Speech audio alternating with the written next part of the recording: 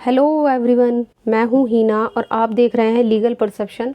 आज की वीडियो में हम हिंदू मैरिज एक्ट के सेक्शन 9 में दिए गए रेस्टिट्यूशन ऑफ कंजुगल राइट्स यानी दाम्पत्य अधिकारों के पुनर्स्थापन के टॉपिक को डिस्कस करेंगे अच्छे से, वो भी केस लॉ के साथ। तो वीडियो के लास्ट तक बने रहिएगा।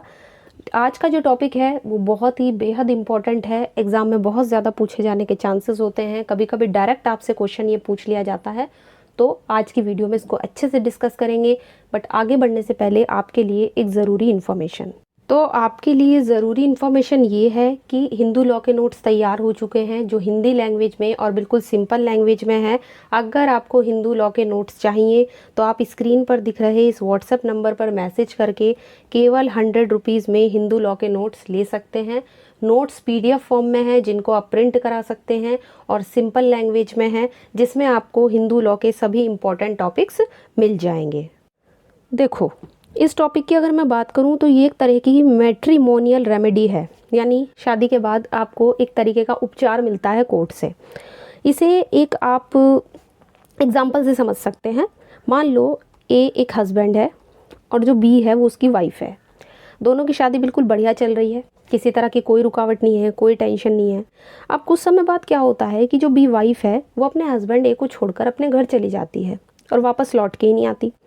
अब ए क्या करता है, कोर्ट का दरवाज़ा खटखटाता है और कहता है कि मुझे मेरी वाइफ वापस दिलाओ, क्योंकि वो जितने भी आपके जो दाम्पत्य जो भी मतलब जीवन है उसमें जो उसकी ड्यूटीज़ थी वो उसको पूरा नहीं कर रही है, वो जाके अपने घर पे बैठ गई है। अब मुझे मेरी वाइफ वापस चाहिए। अब कोर्ट क्या करेगी, इसके लिए एक डिक्री पास करता है। कोर्ट जो है वो डिक्री पास करेगा, उस डिक्री को ही कहेंगे रेस्टिट्यूशन ऑफ कंजुगल राइट्स की डिक्री। और उस डिक्री से कोर्ट जो है वो वाइफ को बोलेगा कि वो वापस जो है वो अपने हस्बैंड के पास जाए और जो भी उसकी जो भी मैरिटल ड्यूटीज़ हैं, जो भी शादी के बाद उसके जो भी कर्तव्य हैं वो उनको पूरा करे और वापस से अपने हस्बैंड के पास चली जाए। अब ये जो टॉपिक है ये आपको ध्यान होगा हमने मुस्लिम लॉ में भी कवर किया था, है ना। और यही टॉपिक आपको मिलता है हिंदू लॉ का, क्योंकि दोनों ही पर्सनल लॉ हैं। तो व्यक्तिगत विधि से रिलेटेड जितने भी टॉपिक होते हैं वो लगभग सेम ही होते हैं। अगर हम इसके मीनिंग की बात करें, बहुत सिंपल मीनिंग है। सिंपल मीनिंग यह है कि जब शादी का एक पक्षकार दूसरे पक्षकार के साथ रहने से इनकार कर देता है तो वो पक्षकार जो मतलब जिसको वो छोड़कर गया है उस दूसरे पक्षकार को साथ रहने के लिए एक तरीके से बाध्य कर सकता है। मतलब एक तरीके से फोर्स ही हुआ और ये एक तरीके की मैट्रिमोनियल रेमेडीज़ है। मैंने आपको बताया कि कोर्ट में ऐसा पक्षकार डिक्री के लिए आवेदन करेगा और कोर्ट क्या करेगा, जो दोषी पक्षकार है मतलब जो भी पार्टी छोड़ के गई है। अब यहाँ पे ऐसा नहीं है कि केवल वाइफ के खिलाफ ये डिक्री पारित होगी, ये तो हस्बैंड के खिलाफ भी हो सकती है। दोनों को मिला हुआ है ये राइट। ये जो मैट्रिमोनियल रेमेडी है ये दोनों को मिलेगी। अगर हस्बैंड छोड़ के चला गया तो वाइफ जाएगी रेस्टिट्यूशन ऑफ कंजुगल राइट्स की डिक्री के लिए। अगर वाइफ छोड़ के चली गई तो हस्बैंड भी ले सकता है। ऐसा नहीं है कि सिर्फ ये रेमेडी जो है वो वाइफ के लिए, ऐसा नहीं है, दोनों के लिए है ये। तो जो भी पक्षकार है, जो भी पार्टी है जो शादी के बाद छोड़ के चली जाती है, साथ रहने से कि को मना करती है या अपने जो भी शादी के बाद की जो भी ड्यूटी वगैरह है उसको फॉलो नहीं करती है, तो उसके बाद ही जो निर्दोष पक्षकार है उसके पक्ष में ही कोर्ट जो है वो क्या करता है, डिक्री पारित करता है। हिंदू मैरिज एक्ट की अगर हम सेक्शन की बात करें तो सेक्शन 9 में ये प्रोविज़न दिया गया है। सेक्शन 9 ये बोलता है कि जब पति या पत्नी में से कोई भी, मतलब चाहे हस्बैंड हो चाहे वाइफ हो, उनमें से कोई भी बिना किसी रीजनेबल कारण के, मतलब बिना किसी सफिशिएंट कारण के, आपके पास कोई युक्तियुक्त कारण नहीं है, आप फिर भी चाहे हस्बैंड हो या वाइफ हो आप छोड़ के जा रहे हो, तो कोर्ट क्या करेगी, साथ रहने से जब वो मना करते हैं एक दूसरे के, तब कोर्ट क्या करेगी कि दूसरा पक्षकार को जिसने आपके पास याचिका दायर की है कोर्ट में, सबसे पहले व्यक्ति क्या करेगा, डिस्ट्रिक्ट कोर्ट में, है ना, अपने ज़िले में जो कोर्ट है उसमें एक याचिका करके आवेदन करता है कि जो पक्षकार मतलब मेरी जो वाइफ है या मेरा जो हस्बैंड है जो मुझको छोड़ के चला गया है उसके लिए मुझे डिक्री चाहिए ताकि वो वापस आकर रहे। तो सेक्शन 9 बिल्कुल सेम यही बात बोलता है कि अगर कोर्ट को लगता है कि जो दूसरा पक्षकार है वो छोड़ के चला गया है बिना किसी सफिशिएंट रीज़न के, बिना किसी युक्तियुक्त कारण के, और आवेदन को नामंजूर करने का कोई वैध आधार ही नहीं है, तो फिर कोर्ट क्या करेगा, आपको दाम्पत्य अधिकार के पुनर्स्थापन यानी रेस्टिट्यूशन ऑफ कंजुगल राइट्स की आपको डिक्री देगा। सेक्शन 9 की अगर बात करें तो सेक्शन 9 को डिटेल में पढ़ने पर हमारे सामने 2 से 3 पॉइंट निकल कर आते हैं कि कोर्ट जो है अगर आपको डिक्री देता है तो एक चीज़ तो आपको ये ध्यान रखनी है कि जो हमारा CPC है, जो हमारी सिविल प्रक्रिया संहिता है, उसके ऑर्डर 21 का जो रूल 32 है ऑर्डर 21 का जो रूल 32 है उसके तहत आपको ये डिग्री मिलती है जो कोर्ट के द्वारा दी जाती है। और आपके पास जो है ना कोई रीज़नेबल एक्सक्यूज़ होना चाहिए, मतलब आप अगर छोड़ के गए हो, चाहे पति हो या पत्नी हो, तो एक ठोस कारण होना चाहिए कि क्यों छोड़ कर गए हो, क्यों आप अपनी रिस्पॉन्सिबिलिटी नहीं निभा रहे हो। तो ये सबसे मेन पॉइंट है। इसके अलावा यहाँ से अगर मैं सिंपल पॉइंट की बात करूँ तो सबसे पहला पॉइंट ये निकल कर आता है, आपको कुछ कोर्ट में बातें साबित करनी होंगी।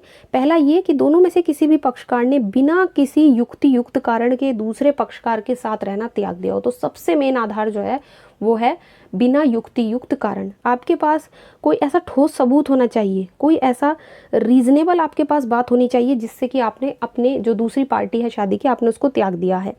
दूसरा, आप अगर प्रार्थना पत्र कोर्ट में देते हो, आप अगर आवेदन करते हो रेस्टिट्यूशन ऑफ कंजुगल राइट के लिए, तो कोर्ट आपकी इस बात से सेटिस्फाई होना चाहिए कि हाँ जो आपने आवेदन किया है वो बिल्कुल सेटिस्फाई है, उसमें किसी तरह की कोई कमी नहीं है, गलती जो है वो सामने वाली पार्टी की है जो आपको छोड़कर गई है। तीसरा, प्रार्थना पत्र अस्वीकार करने का कोई वैध आधार ना हो, मतलब कोर्ट को ने जो आपने जो कोर्ट में आवेदन किया है उसके लिए कोई वैलिड आधार होना चाहिए। एक वैलिड आधार है आपके पास, आप सामने वाली पार्टी की जो गलती गिना रहे हो उसमें आपके पास ठोस कारण है, आपके पास एक वैलिड आधार है। तो यहाँ से ये पॉइंट निकल कर आते हैं। अब बात ये उठती है कि भैया युक्त आधार क्या हो सकते हैं, क्या आधार हो सकते हैं कि आप रेस्टिट्यूशन ऑफ कंजुगल राइट्स के बेस पर कोर्ट से डिग्री ले सको। तो कुछ ऐसे ही आधार हम बद कर सकते हैं, जैसे कि बुरा व्यवहार करना। कोई भी पार्टी है, चाहे वो हस्बैंड है या वाइफ है, अगर दोनों में से कोई भी एक दूसरे के साथ बुरा व्यवहार करते हैं, है ना, मारना पीटना, वही सब चीज़ें, मतलब बुरा व्यवहार करना, गाली गलौज करना, तो ये। दूसरा है बहुत ज़्यादा शराब वगैरह पीना, मद्यपान करना, नशे में रहना। तीसरा है फिजूल खर्ची, बहुत ज़्यादा फिजूल खर्ची, चाहे वाइफ करे या हस्बैंड करे, उससे तंग आकर अगर छोड़ के चली गई दूसरी पार्टी, तो ये भी एक रीज़नेबल कारण हो सकता है। चौथा है अप्राकृतिक अपराध, कोई अननेचुरल ऑफेंस हो गया, या अलग रहने का दोनों ने समझौता कर लिया हो, या फिर क्रूएल्टी, वही मारना पीटना, ये मेंटली भी हो सकता है और फिजिकली भी हो सकता है। तो ये कुछ युक्त आधार माने जाते हैं रेस्टिट्यूशन ऑफ कंजुगल राइट्स के। अब सबसे मेन पॉइंट निकल के आता है इसकी संवैधानिकता पर। यहाँ से क्वेश्चन भी आते हैं और बहुत बार क्वेश्चन आया भी है कि दाम्पत्य अधिकारों का जो प्रत्यास्थापन है, जो रेस्टिट्यूशन ऑफ कंजुगल राइट्स है, section 9 of Hindu marriage act जो इसकी बात करता है, ये धारा संवैधानिक है या असंवैधानिक है। मतलब सबसे पहले केस आया था टी सरिता वर्सेस वेंकई सुबैया का, 1983 का केस है। इसमें जस्टिस चौधरी ने कुछ बातें कही थी जो बहुत ही इंपॉर्टेंट है इस सेक्शन को लेकर। तो ये केस इसलिए इम्पॉर्टेंट है क्योंकि इस केस में section 9 of Hindu marriage act को एक बहुत ही क्रूर, एक बहुत ही ब्रूटल, असभ्य और अमानवीय प्रावधान बताया गया था और कहा गया था कि ये जो सेक्शन है, section 9 of Hindu marriage act, जो रेस्टिट्यूशन ऑफ कंजुगल राइट की बात करता है, ये बिल्कुल गलत है और एक तरीके से ये किसी भी व्यक्ति के जो राइट टू प्राइवेसी का जो फंडामेंटल राइट है, जो एकांतता का मौलिक अधिकार है, उसका हनन करता है। क्योंकि किसी व्यक्ति को दूसरे के साथ रहने के लिए एक तरीके से फोर्स कर रहा है, वो उसके साथ नहीं रहना चाहती पार्टी, चाहे वो हस्बैंड हो या वाइफ हो, साथ में नहीं रहना चाहते, फिर भी उनको साथ रहने के लिए एक दूसरे के साथ धकेल रहा है। तो एक तरीके से ये उनके राइट टू प्राइवेसी का जो हमारा फंडामेंटल राइट है उसका उल्लंघन कर रहा है। कोर्ट ने इन सब बातों को सुनकर इस केस में section 9 of Hindu marriage act को असंवैधानिक घोषित कर दिया और कहा कि ये बिल्कुल ब्रूटल प्रोविज़न है, बिल्कुल गलत है। एक व्यक्ति को दूसरे के साथ रहने के लिए हम कैसे फोर्स कर सकते हैं। दूसरा है सरोज रानी वर्सेस सुदर्शन कुमार 1984। ये एक बहुत ही लैंडमार्क जजमेंट है और ये केस इसलिए जो है आपका इम्पॉर्टेंट माना जाता है क्योंकि इस केस में जो आपका सेक्शन 9 है ऑफ हिंदू मैरिज एक्ट का, जिसको पहले असंवैधानिक ठहरा दिया गया था 1983 के केस में, इसमें बिल्कुल इसके उलट जजमेंट दिया गया और ये कहा गया कि ये जो प्रोविज़न है ये एक तरीके से प्लेटफॉर्म का काम करता है, हस्बैंड और वाइफ के लिए उनको मिलाने का काम करता है। ये बिल्कुल भी असंवैधानिक नहीं है और ना ही ये हमारे आर्टिकल 14 और 21 में दिए गए हमारे फंडामेंटल राइट का वायलेशन करता है। तो बिल्कुल उलट बातें कही गई। पहले केस में इसको असंवैधानिक ठहरा दिया था, बट दूसरे केस में, सरोज रानी वाले केस में, इसको संवैधानिक ठहराया। और ये एक बहुत ही इम्पॉर्टेंट जो है आपका कॉन्सेप्ट है हिंदू मैरिज एक्ट का।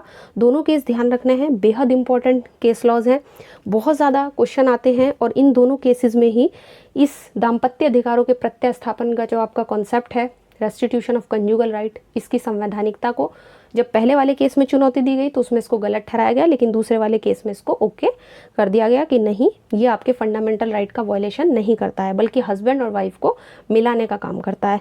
तो आज की वीडियो में हमने एक बेहद इंपॉर्टेंट टॉपिक को डिस्कस किया है, हिंदू मैरिज एक्ट के। आई होप आज की वीडियो आपको पसंद आई होगी। आज की वीडियो में हमने हिंदू लॉ का एक बेहद important concept restitution of conjugal rights को अच्छे से डिस्कस किया है। केस लॉज बताना बहुत ही ज़्यादा जो है मेरा फोकस रहता है कि मैं केस लॉज आपको बताऊं हर टॉपिक से रिलेटेड, तो इसलिए मैं केस लॉज ज़्यादा बताती हूं ताकि वो टॉपिक आपको अच्छे से बिल्कुल क्लियर हो जाए, किसी तरह का कोई डाउट ना रहे। तो आज की वीडियो में इतना ही। वीडियो अगर पसंद आई है तो इसे लाइक कर दीजिए, ज़्यादा से ज़्यादा शेयर कीजिए, और अगर चैनल पर नए हैं तो इसको सब्सक्राइब कर लीजिए। इसके अलावा आप हमें टेलीग्राम पे ज्वाइन कर सकते हैं, जहाँ पर आपको ढेर सारे नोट्स और PDF मिल जाएंगे। और अगर आपको मुस्लिम लॉ, टॉर्ट, जूरिस्प्रूडेंस या जो भी एक्ट हमने चैनल पे पढ़े हैं अगर आपको पढ़ने हैं तो आप डिस्क्रिप्शन में दिए गए प्लेलिस्ट के लिंक पर जाकर आप वो सारे लॉज जो हैं या एक्ट जो हैं वो आप पढ़ सकते हैं।